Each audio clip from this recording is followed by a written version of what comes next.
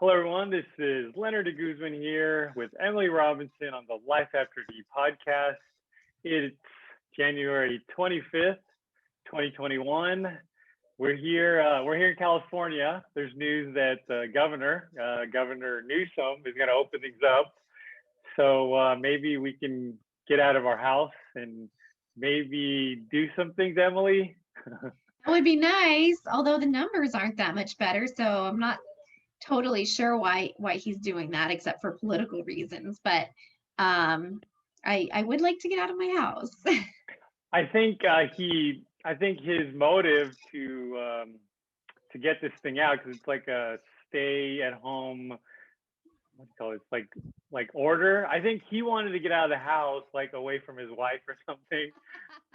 Maybe he's like, okay, if I do this, I can get out, and then everyone can get out. It's like an excuse. He can't get criticized for going to fancy dinners in Napa. Yeah, this is an excuse. Okay, so let's get into the news.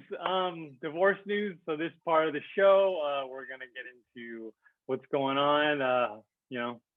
Google divorce, see what's the news, and we go through it. And Emily, the divorce expert, the lawyer, the attorney.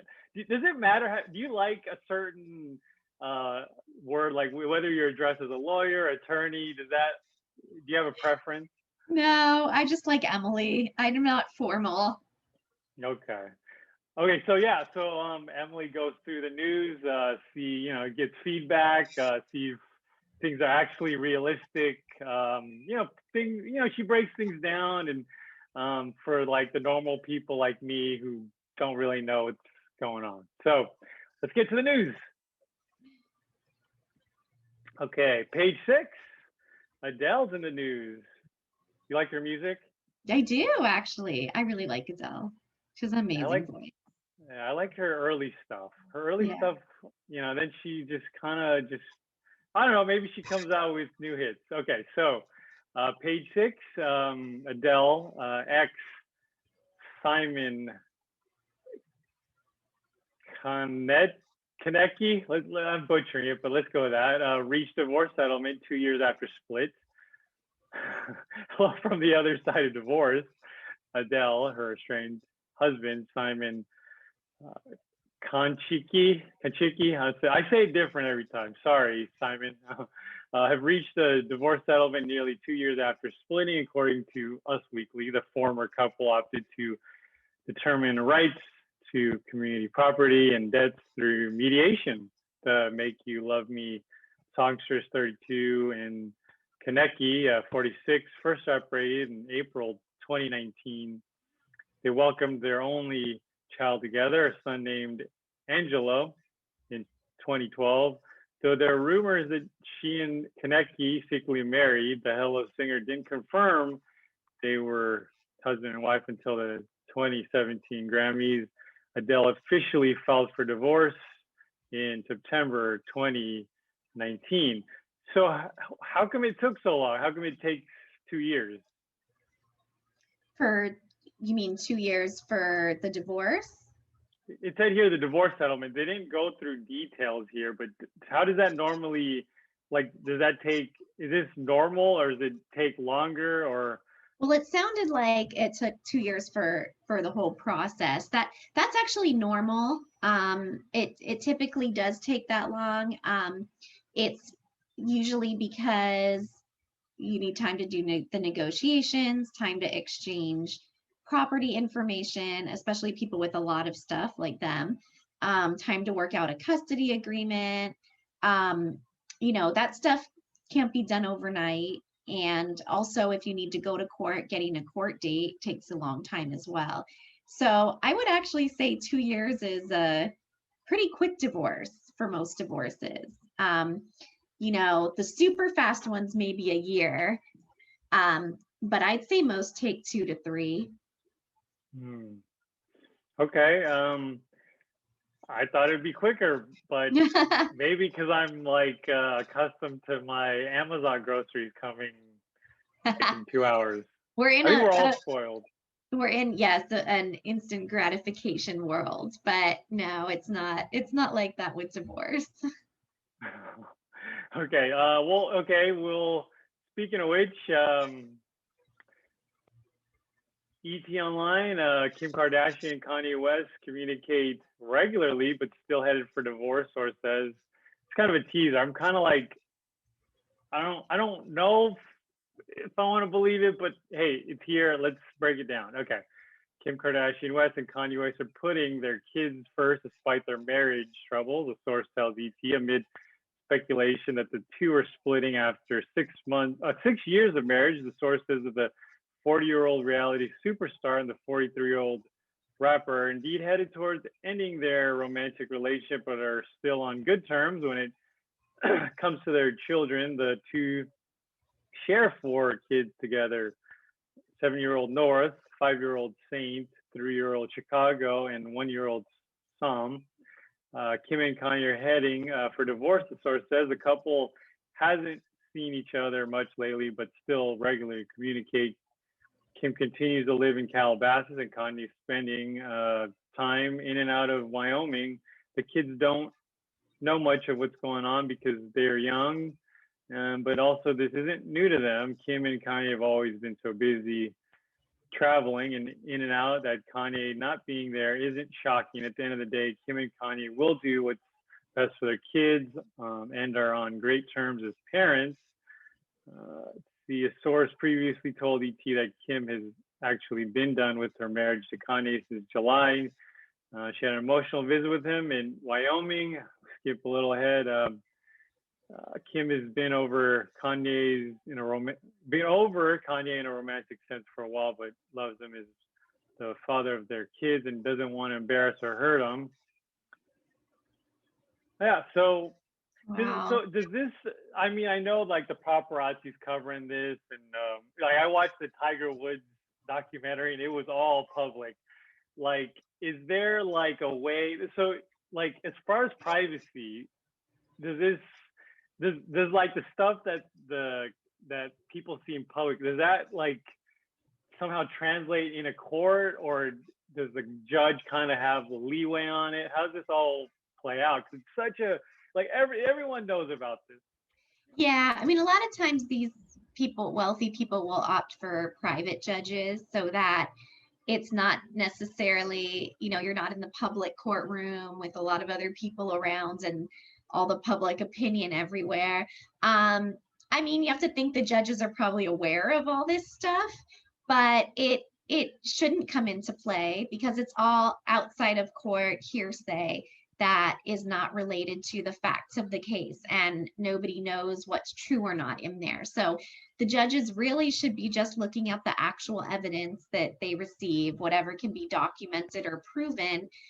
They should not be looking at this outside stuff. Now, we're all human, so of course you hear it. But it's the same thing when there's like one of those famous murder trials going on or something like, or like OJ Simpson. You're gonna hear a lot of stuff, but the jury and the judge have to try really hard to ignore it and follow the evidence.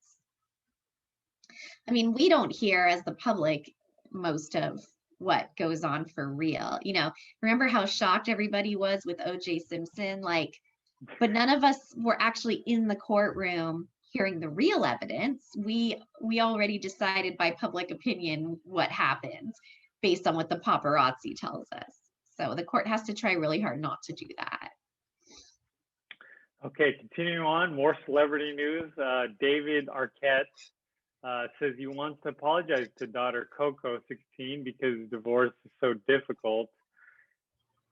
David Arquette, he's like Courtney Cox's ex, right? Because Friends is like really popular right now. So that's okay. It will always be, I think. I haven't seen David Arquette in when the last. I'll remember later. David Arquette recently. I did see him at like UCB here, like, so that's like an improv kind of actor thing, whatever. But I saw him. He did shows. Like, these are like shows that they don't televise them, but they're like he's doing some, he's in comedy. Yeah, he's funny. Yeah. Yeah, so let's see. Yeah, so he's opened up about wanting to apologize to his 16-year-old daughter Coco, whom he shares with ex-wife Courtney Cox. In recent Q&A with The Guardian, the actor was asked, "To whom would you most like to say sorry, and why?" And he says, "My daughter Coco, because divorce is so difficult." Arquette, 49, replied. Arquette and Cox, 56, met on the set of the 1996 original. Remember that movie Scream? Yeah. Okay, that's where they met, and then they wedded in 1999. Later, splitting in 2010, finalizing their divorce 3 years later.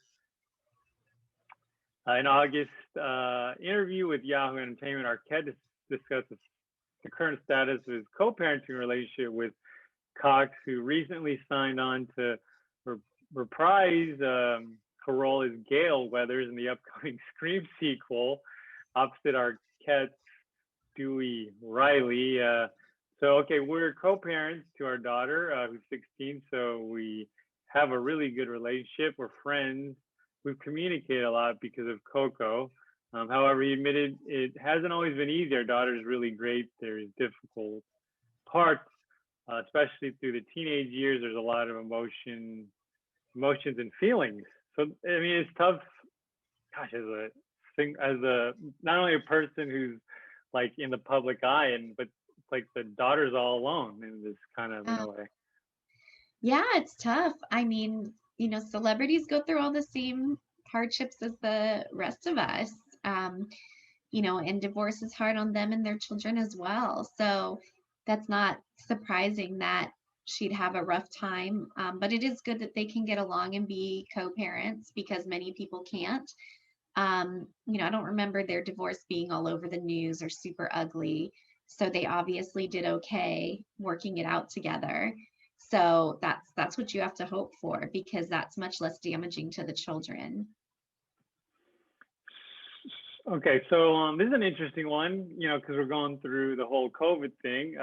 So MSN.com, this article's how COVID-19 changed the way couples divorce.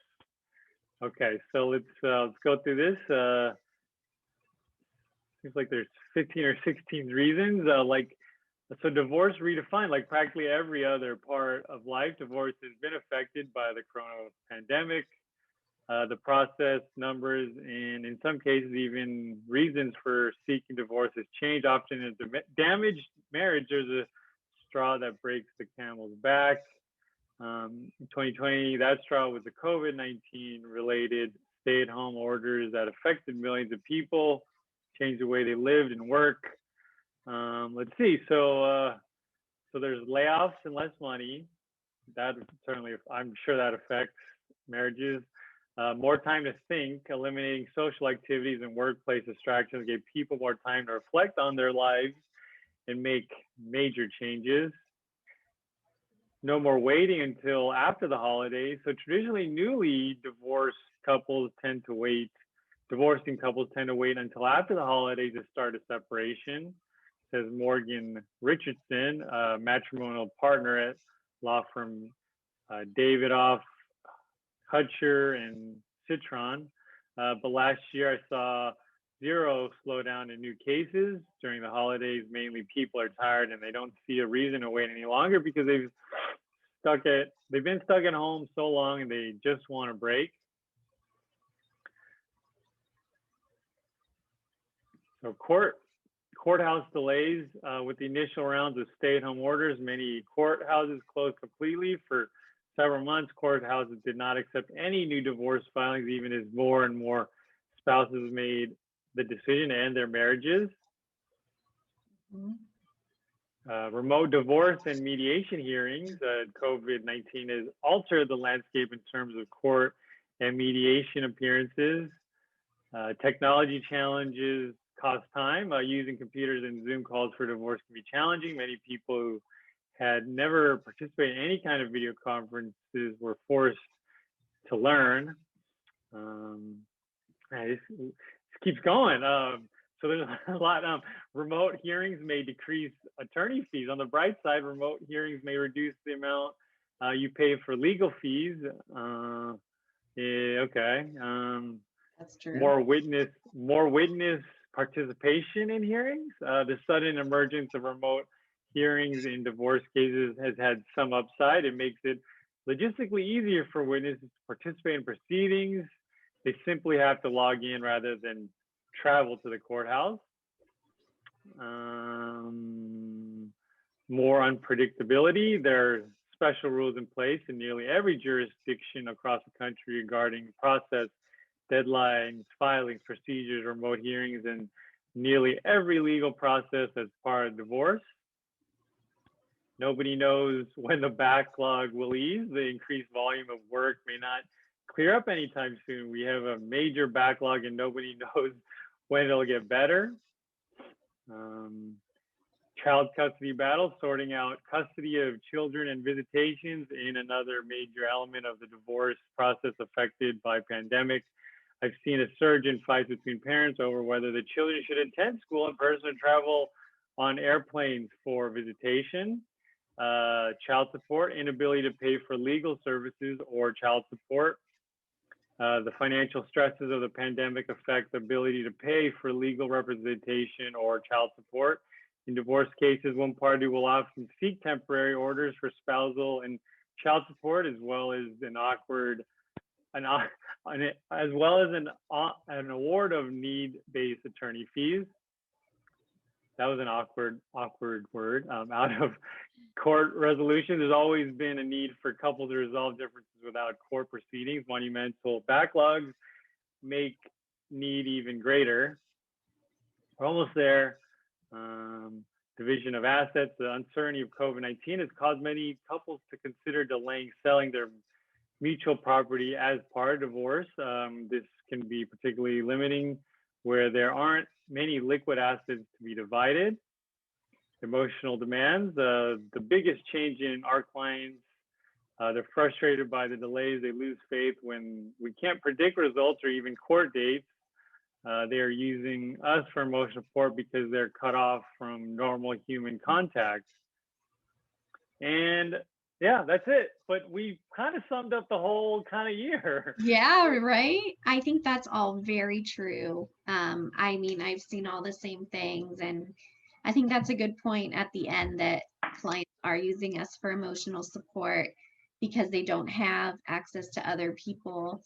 And I think that's hard for everybody. We all need emotional support and we all need access to other people. And it's hard when you can't tell your client what to expect because all of this is new and we don't know what to expect either. So it has been a really big challenge, and things do look very differently, just like they do in all sections of society.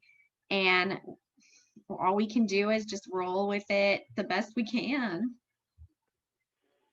That was a long one. So Yeah, but I do agree with it. It's a good one. I agree with all those things that you said. So it's like your days completely just flipped like since the last year. It's like another, it's almost, I guess in a way another profession for you, because you're like, okay, I gotta like it's okay if like you're just starting off, right? But you're like, I can imagine for the older attorneys who are like, oh, I gotta talk to this guy on Zoom, and Yeah, I think it's got to be a hard adjustment for people that aren't used to technology. But even just Zoom court has been a big adjustment for me. It feels so weird not driving to the courthouse and just calling in from my computer. It is an adjustment.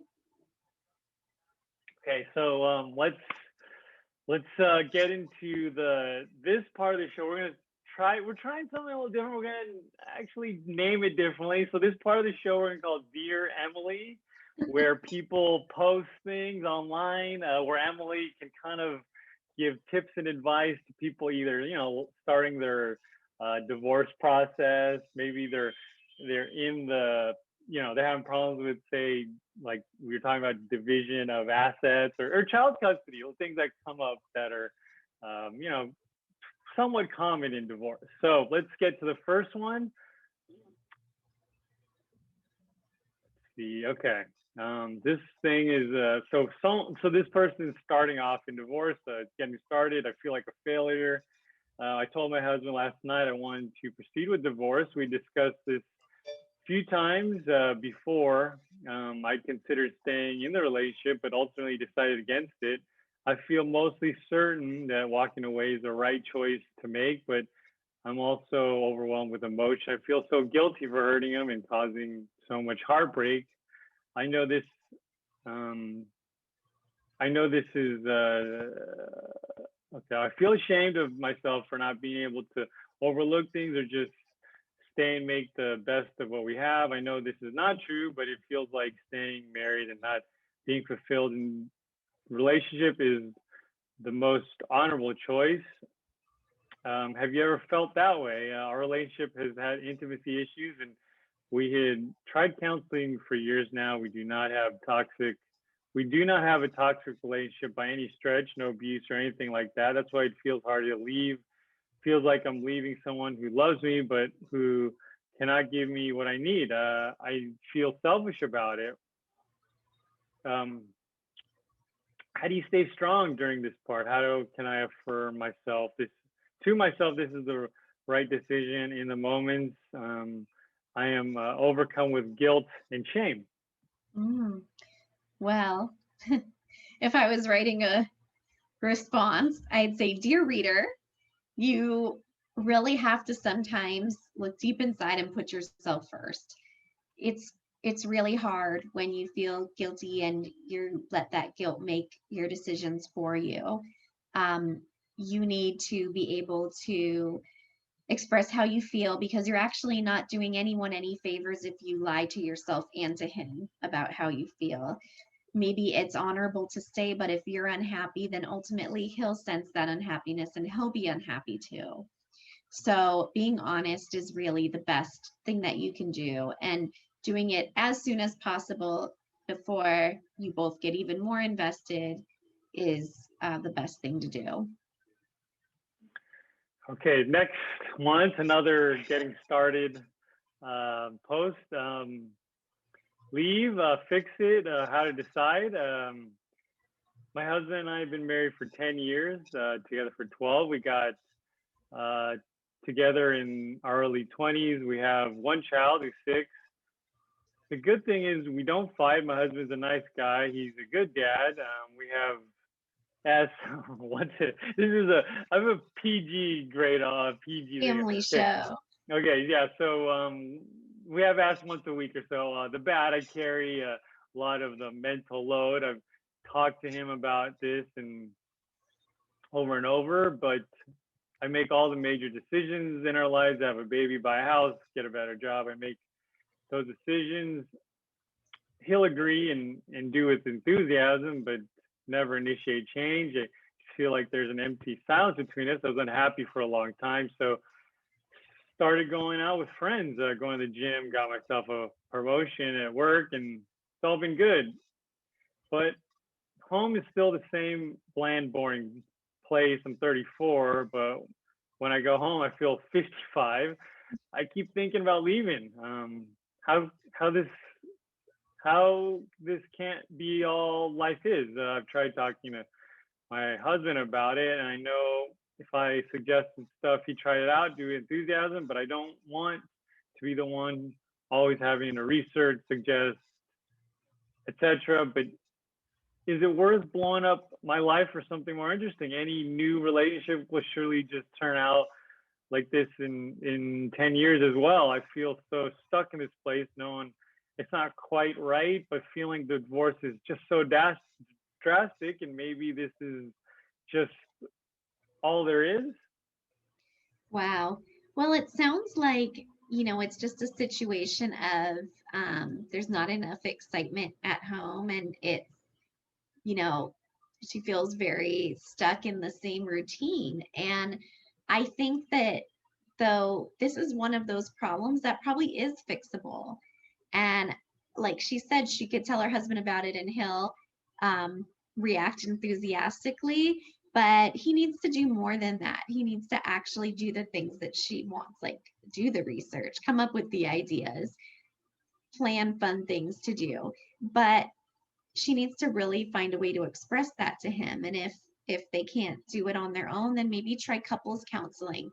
But the problems that she's mentioning seem like things that are fixable if they take the right steps, as opposed to the really serious problems that aren't fixable. Okay. That's all the time we have for that section. And for today, so let's close. Do you have any updates with court? I know things are, I know, maybe things open up, maybe they don't. Yeah, I mean, we don't know. It's like day to day for us. You know, most people are still trying to do everything remotely as much as possible.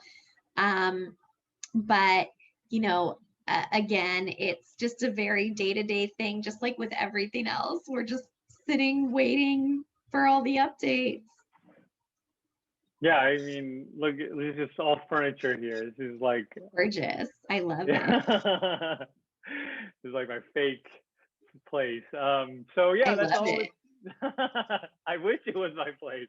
I wish I had a place where I could just like go and clean it up, like put a green screen and clean everything up for everyone to see. So I know when the stay-at-home orders started, they didn't ask us like, you know, what home do you want to stay in? You're just stuck in whatever you have. Yeah, maybe next pandemic they'll figure it Right? out. I don't know. So yeah, that's all the time we have for today on the show. Thanks so much for joining us.